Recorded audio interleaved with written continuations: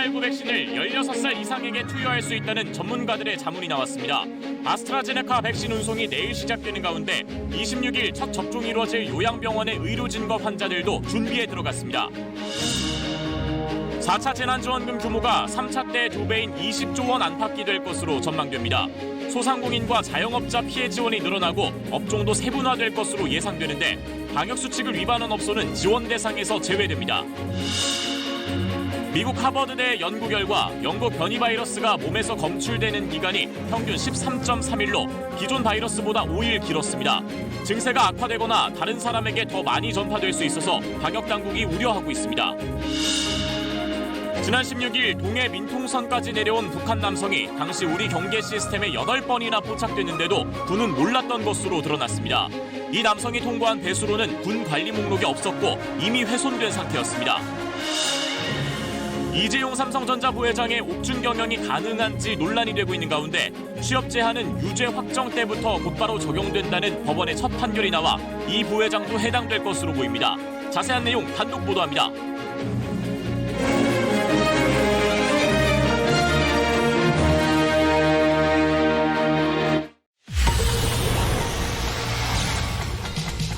식약처 검증자문단이 화이자 백신에 대해 16, 17세 청소년과 65세 이상 고령층에게도 접종하라고 권고했습니다.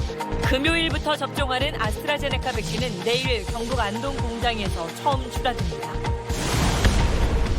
4차 재난지원금을 피해업주 1인당 최대 600만 원까지 지급하는 방안이 검토되고 있습니다.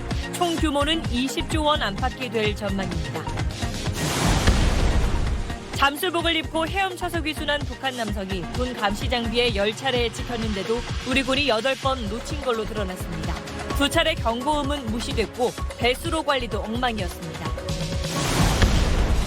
메이저리그 아시아 선수 개인 통산 최다 홈런 기록을 쓴 추신수 선수가 한국으로 돌아옵니다.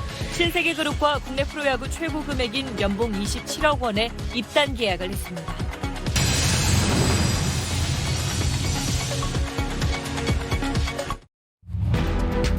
내일 국내 처음으로 코로나19 백신을 방역당국에 인도받아 물류센터로 이송합니다. 국내 위탁 생산업체에서 만든 아스트라제네카 백신으로 오는 26일 전국 요양병원과 요양시설부터 접종이 시작됩니다.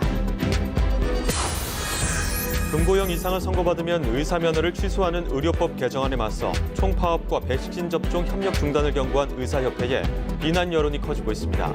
정부 여당은 집단행동 강경 대응 방침을 거듭 밝혔고 간호사 등 일정 자격자의 의료 행위를 일부 허용하는 방안도 제안됐습니다.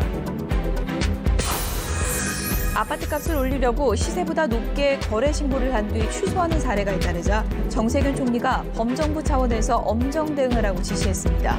정부는 조만간 실태 조사를 벌여서 허위로 드러나면 과태료를 부과하거나 수사 의뢰할 계획입니다. 북한 남성 월남 사건 조사 결과 군의 총체적 경계 실패가 드러났습니다. 감시 장비에 10차례나 잡혔는데도 8번을 놓쳤고 이 남성이 빠져나온 배수로는 이미 훼손됐는데 관리는 엉망이었습니다. 김경엽 국회 정무위원장이 이명박 박근혜 정부 국가정보원의 불법 사찰이 20만 건에 이르고 대통령 권한대행이었던 황교안 전 총리도 사찰 정보를 보고받았을 것으로 추정했습니다. 국민의힘은 정보 보고는 국정원의 임무라며 불법 사찰 인지가 중요하다고 반박했습니다.